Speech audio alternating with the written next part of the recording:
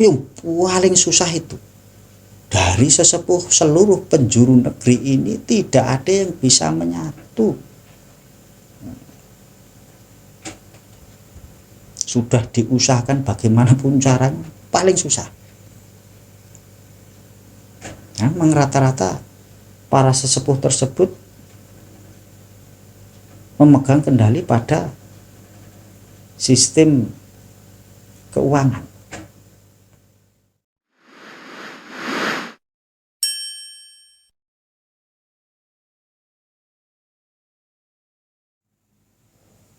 Yang menjadi kebanggaan itu bukan nama dari siapa yang ada, siapa yang masuk, siapa yang nitis. Tapi yang jadi kebanggaan adalah rasa ilmu beliau, bagaimana beliau dahulu berjuang untuk mewujudkan apa yang menjadi kejayaan beliau pada waktu itu. Nggak tahu itu strategi perangnya, nggak tahu strategi dagangnya, strategi ekonominya, strategi pembelajarannya, bagaimana dia itu belajar mendapatkan segala sesuatu yang beliau punya sampai titik darah penghabisan kembali kepada Sang Pencipta. Itulah yang akan kembali. Dan itu hanya terjadi berapa ribu tahun sekali. Itulah titisanmu. Nah, kalau sifatnya itu titisan rasa dari pengikut-pengikut dari ilmu, dari kodam dan lain sebagainya, itu yang bersangkutan masih hidup pun itu bisa nitis, bisa pindah, bisa nyetrum kepada keluarga-keluarga dekat. Nah, apalagi kalau meninggalnya belum lama.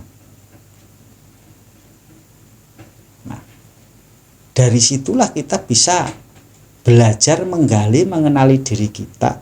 Kita itu di lapisan yang mana, bagian yang mana. Jadi jangan terlalu ibaratnya menyalahkan, merasa titisan Siliwangi. Nah, begitu bertemu orang yang mengaku titisan Siliwangi lagi, atau mendengar lagi sono lagi mengatakan titisan Siliwangi lagi, jadi marah, jadi tersinggung gini-gini. Nah, karena inti sarinya bahwa setiap jiwa yang ada dahulunya itu tidak cuma ditempati oleh satu orang saja, tapi banyak berlapis-lapis. Makanya tidak mengherankan kalau satu tokoh yang merasa menjadi wadahnya itu banyak, tidak hanya satu.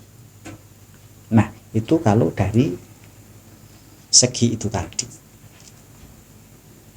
Nah, karena datang-datangnya para leluhur ataupun raja-raja yang moksa atau orang-orang dahulu yang kembali ke masa ini, sebenarnya yang melakukan komando, yang melakukan, yang melaksanakan ajaran-ajaran itu adalah beliau-beliau semuanya itu. Maka suara beliau itu hanya bisa didengarkan oleh orang-orang yang mau mengheningkan cipta, mengheningkan hati, mengheningkan pikiran, melebur dengan alam semesta. Maka berita-berita tersebut gampang dan mudah sekali masuk ke dalam relung hati ataupun pemikiran kita. Jadi kalau kita berpikir simpel, tidak terlalu rumit, sebenarnya ilmu reinkarnasi atau bagaimana kita mengetahui dan membacanya itu bisa kita logikakan atau tidak terlalu rumit, bukan semata-mata gaib. Dan di dalam ajaran Islam sendiri pun ataupun ajaran-ajaran yang lain itu tidak begitu jauh perbedaannya. Bahwa apapun yang dilakukan manusia itu selalu tertulis rapi, tidak ada satupun yang hilang, tidak ada satupun yang dilupakan, karena memang tidak ditulis tapi direkam. Jadi apapun yang kita niatkan, apapun yang kita bicarakan, apapun yang kita lakukan, itu ditulis dalam kitab yang nyata, dan itu bukan tulisan tapi itu rekaman, itu video hidup.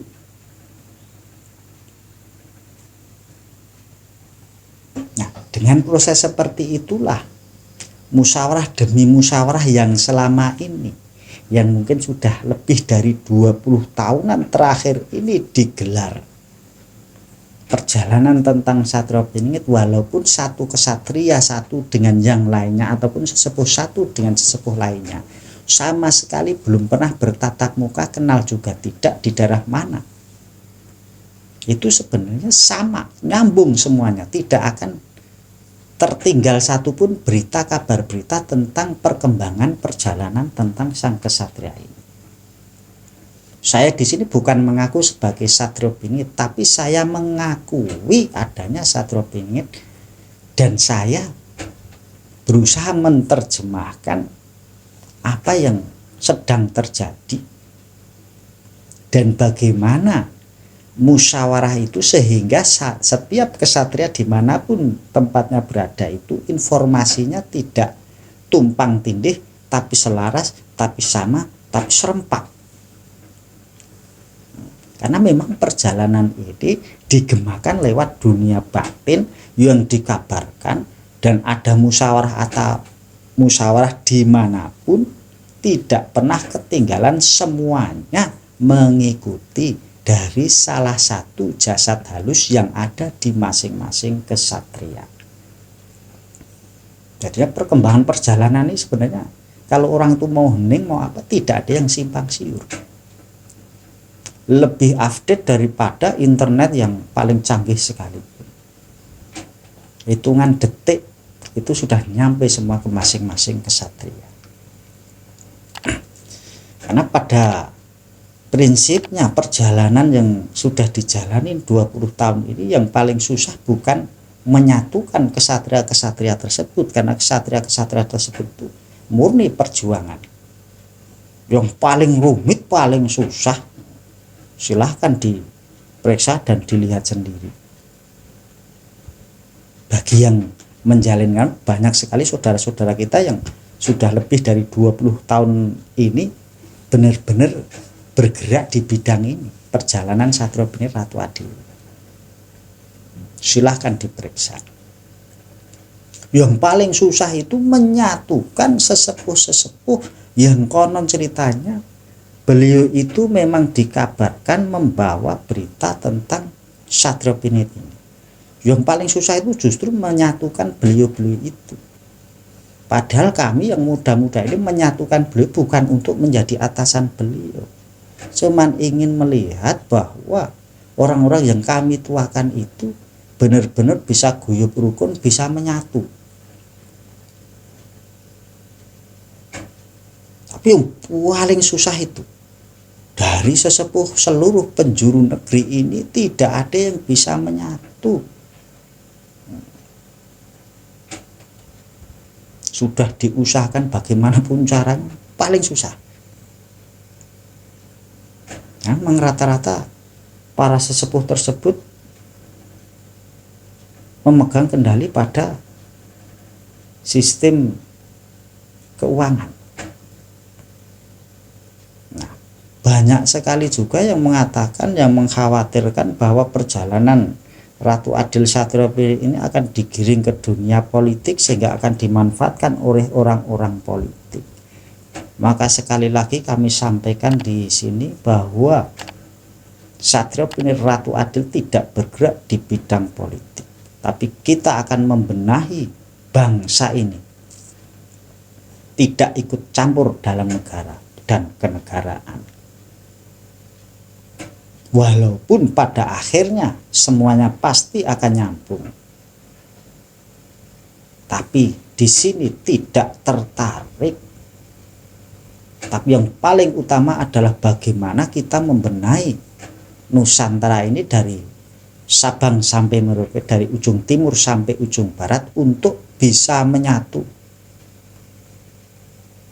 Nah, kalau di awal tadi sudah kita bilang yang paling susah itu menyatukan sesepuh-sesepuh atau yang merasa sesepuh-sesepuh dimanapun berada, atau disebut sesepuh dimanapun berada, paling susah. Itu juga berlaku bagi masing-masing suku dari ujung timur sampai ujung barat, karena itu simbol.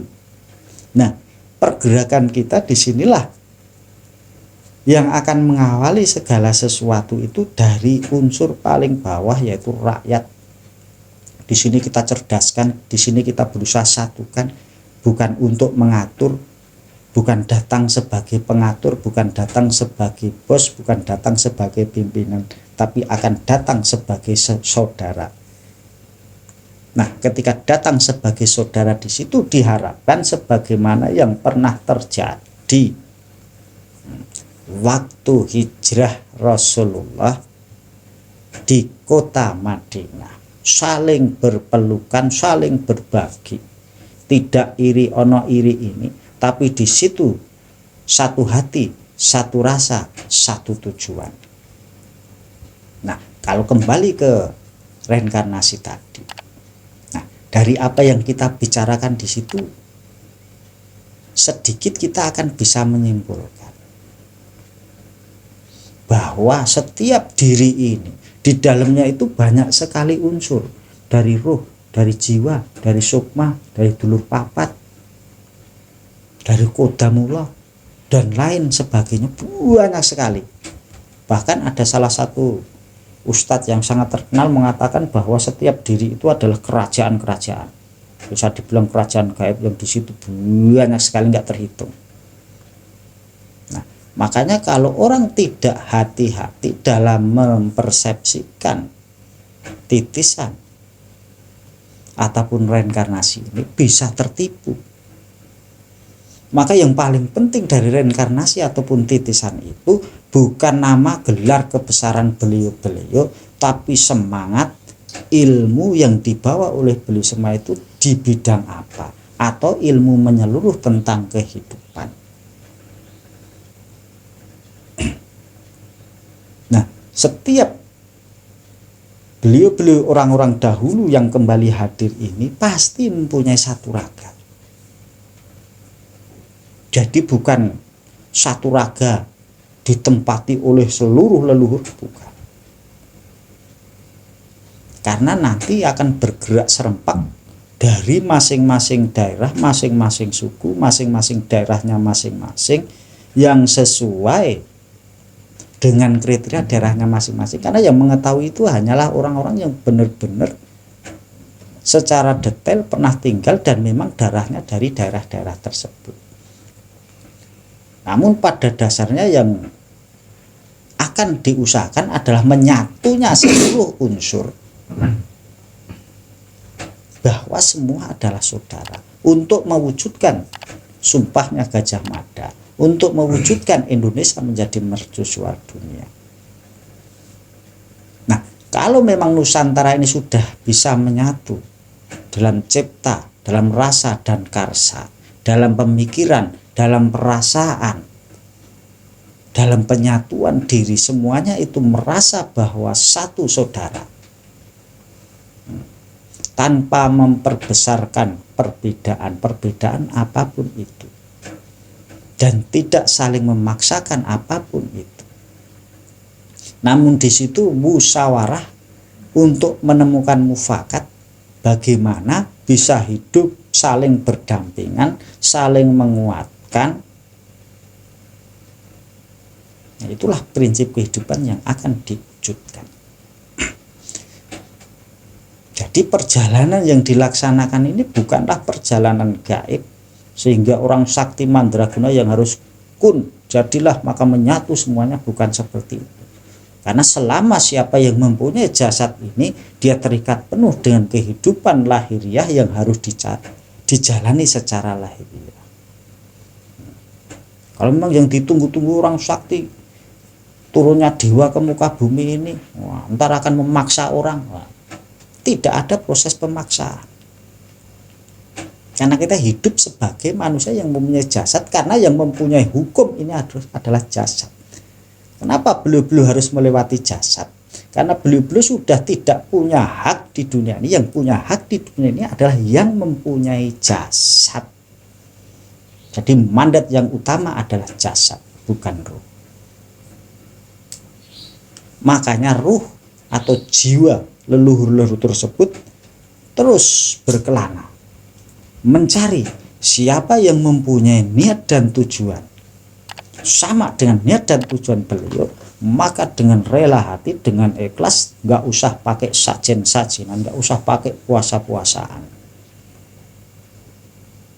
maka mereka akan menyatu. Maka beliau akan menyatu ke dalam setiap diri, supaya cita-cita harapan beliau selama ini bisa terwujud.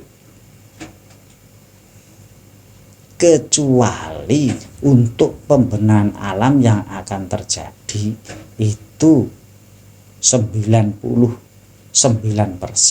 itu urusan gaib.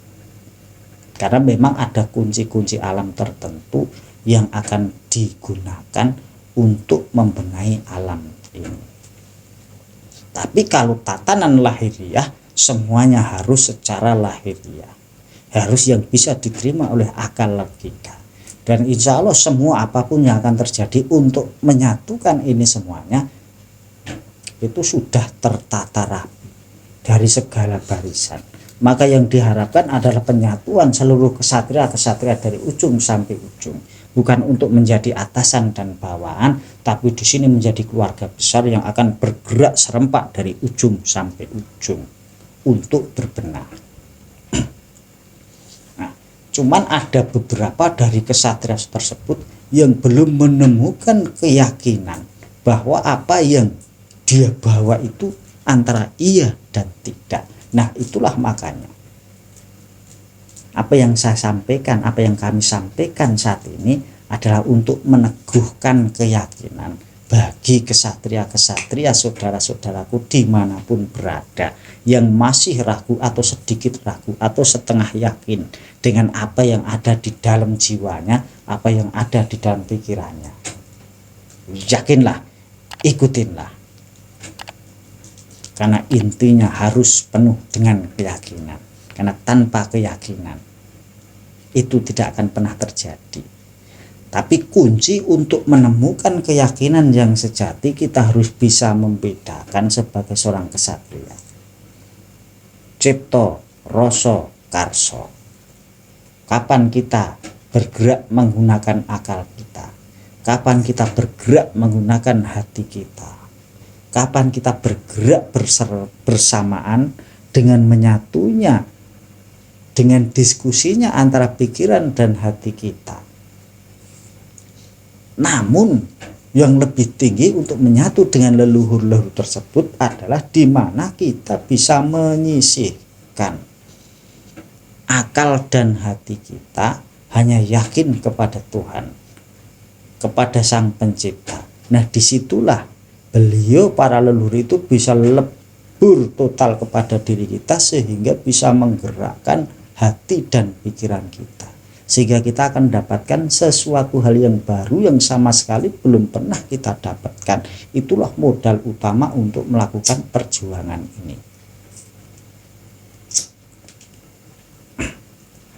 Nah, kalau kita masih berjalan menggunakan akal kita, rasa kita, nafsu kita, otomatis beliau semua akan menjauh dan akan mencari raga baru yang sesuai DNA sejati. Karena beliau itu kan, setiap leluhur itu, saya ulang lagi tadi, banyak unsur ada di dalamnya itu. Nah, setiap unsur-unsur kehidupan yang ada di dalam jiwa setiap insan, reinkarnasinya itu mempunyai perbedaan demi perbedaan waktu.